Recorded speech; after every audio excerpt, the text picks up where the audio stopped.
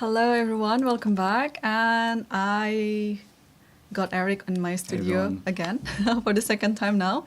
And today I think he had the you had the earliest game in the tournament so far. I mean, out of all your games, Yeah, I right? think this is my quickest game, like maybe ever, or at least in recent memory. I can't remember finishing in like less than 2 hours. So it's nice to have extra time to rest and join the show. So I can't say it was the most exciting game. I don't know if you had a chance to look at it. Yeah, we did It see might it. be Yeah. slightly sleep-inducing, but yeah, I mean, my opponent's like a very talented junior who maybe I can brag that I drew like a future world champion or current Norwegian champion. So I don't know if you want to look at the game or I mean, that's the whole reason why you're here, right? okay, yeah, let's hop into it then. Let's take a look. Okay. Let me change it on OBS because we still have Pia on the board. It's fine to have Pia as complementary footage to the analysis. Probably way more exciting than the game I just played. Okay. Oh, there this you is go. fine too. Okay. Yep. Finally, I got it. All right. We can see it from the side. Yeah, so honestly, I was a little bit disappointed that my opponent played e5 because I was more expecting a Sicilian today, after which I would have had more interesting preparation in store. But after e5, we went into a4 knights, and I played a line that I used to play a lot in online blitz, and that move is a3. And it's kind of a tricky sideline because white's waiting for black to commit to something and also preventing bishop to b4. And at a beginner level, I think this move is very venomous. A lot of amateur players would play something like bishop c5 here, which walks into the center fork trick. And like white's probably already slightly better. And there's also some fun lines, like if g6, there is the Halloween gambit, knight takes e5. Halloween Gambit. And this is an improved version because there's no knight g6. And And yeah, if you it's- move the knight back to c6? if knight back, then how does it go? I think d5, Knight knight B. e5, f4, and then if knight So b the at knight has to e5. go back, maybe, yeah? So yeah, it's a very interesting way of playing. But my opponent played the most principled move, pawn d5, and then I played bishop to b5. And this is a sort of line where, like, if black plays precisely, then it's okay. And my opponent did just that. Like, he played very, very precisely. Knight takes e4 is the main line. After queen e2, queen d6 is another, like, very solid move. And I had prepared this briefly before the game. And in this position, the only move I looked at for black before the game was f5. And I think this is the best way for black to actually fight for an advantage. I would have played queen e2, e4, takes, knight e5. It's still interesting. It's probably a 3-result game. But my opponent played a different move, castling queenside.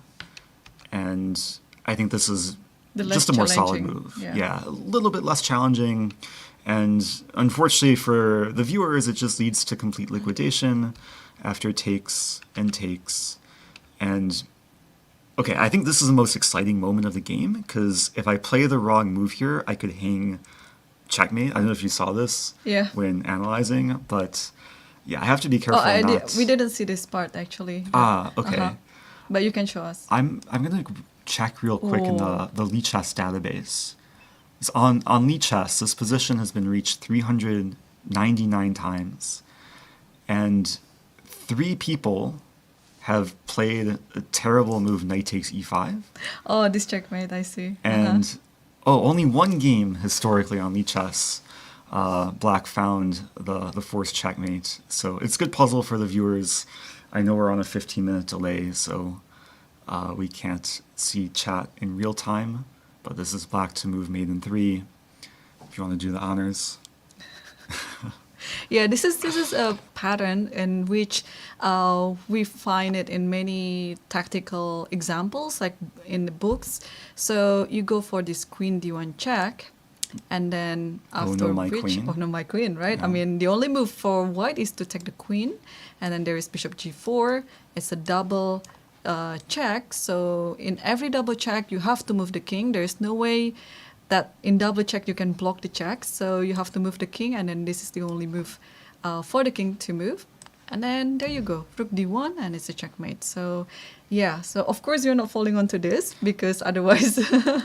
So this pattern was actually featured in Queen's Gambit. When I think like 7 or 8-year-old Beth Oh was yeah, playing the that's janitor. right. Yeah, with the queen d8, yeah? And it was reverse colors, but same idea. Yeah. Queen Yeah. d8, bishop f5, right. Yes. Uh-huh. So anyway, that didn't happen. I didn't blunder checkmate. I took the bishop, and then we traded. We traded some more. I actually offered a draw. And also, yeah, here it's as if that black was hanging the knight, right? But you cannot take it because the king will be get matted on d1. Correct. Yeah, Right. I'm pretty sure my opponent said, "Oh no, my knight," when he took back on d7. But yeah, the knight is poisonous, and yeah, I think queen d5 is very precise. Like if black plays anything else, then maybe the game can be sharper, and maybe white has some chances. But queen d5 really gives me nothing better than to go into this endgame. I offered a draw when I played After bishop bishop e3, e3, and I was expecting him to take it, but he fought on, and yeah, maybe trying to channel his inner Magnus Carlsen to squeeze water from stone. So There are actually 47 games on the Lichess database here on this position. Amazing. yeah, and black actually scores pretty well. In Masters database, there's one game which ended in a draw. So I guess we're still following Lichess theory. And yeah, there's a few different ways for white to continue here. I thought rook ad1 is most solid. And yeah, I don't think the rest of the game deserves much discussion. There's a better way to hold this draw. Of course, this position is pretty drawish anyway after bishop. I mean, already a few moves ago. But in this position, yeah, I don't really like your decision of playing rook ad1. This is very straightforward, I understand. Probably the endgame is very much holdable after this and this, but it's just, it's just quite a little risk there on e3. Oh, the weak pawn. The weak pawn. Originally I didn't want to go into this, and then I realized black's king is cut off on the d-file. And if black ever... The only way for the king to cross the d-file is to trade rooks. And you're going to trade the rooks. And then the endgame is just drawn, yeah. Or probably I was thinking that, rook d8 was one of the ideas, but probably in this position you can play rook d3 or rook d4, and then just stay that way and then bring your king around. Yeah, I thought there's multiple like drawing options for white. So I wasn't so scared of this, and even if my pawn is isolated, like I'll just put the pawn on e4 and king on e3, and it's it's just equal. So Probably the question is, were you quite confident in drawing that pawn endgame? yes, That's good. yes. I'm not gonna be. If I were you, I was going to keep my rook on the board because I see. that's an easy way to make a draw anyway. But in this position, I think. Hang on. There was this one like you can play. I was considering rook e1 as well. Yeah, rook e1, and then after this we can close this So database. White allows the rook to come to d2. Yes, and then just rook c1. And then when the double up king happens, comes. black, just to show, after rook d8, king f1, even though black has a more active rook, white is always neutralizing the first rank and also the second rank. So yeah, it's just rook endings 101 basically. I think in this position you might go king e2. Yeah, Your rook is a better rook now. That's true. Yeah, yes. It's actually you are playing for a win now. Black sometimes has to be careful to Yeah. over push because rook e7 is coming. But maybe black can do the same thing, like just put the rook here and then my rook can't infiltrate. So yeah, he tried to press me. Like I have to give him credit that like what happened in the game, he got his pawn to a4. My rook was passive, but black really needs something a bit more in the position to have a more clear edge. Because I just walked my king in, I played b3, we trade, and then he pokes around a little bit. I don't lose any pawns on the king side, and then the game ends peacefully with perpetual. I didn't play King E4. yeah. This is a DGT error. I know. I already explained that to the Yes, viewers okay. that I don't believe that the last move was King E4. I think it is just a way to register the draw result on DGT board, King E4 and King E5. But I think the draw offer came from him after Rook D5, right? Correct. Okay. Yes. Well, it was exciting in a way. Yeah.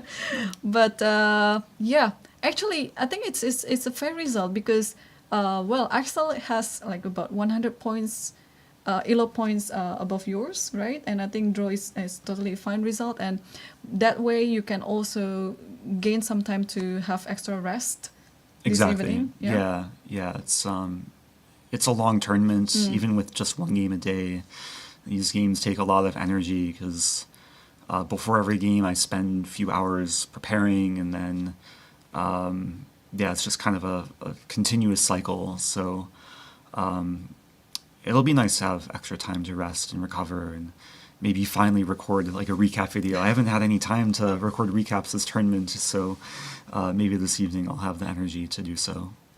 All right. Well, it's always nice to have you in the studio, Eric, and hopefully the next 4 games you can keep playing well and always gaining some points. Yeah. I'll try. Yep. Okay. And we're always happy to have you in the studio. So Okay, I appreciate please that. come back more often. Okay, yeah, well, we'll see. If I have short games like this, Okay. I'll be happy to.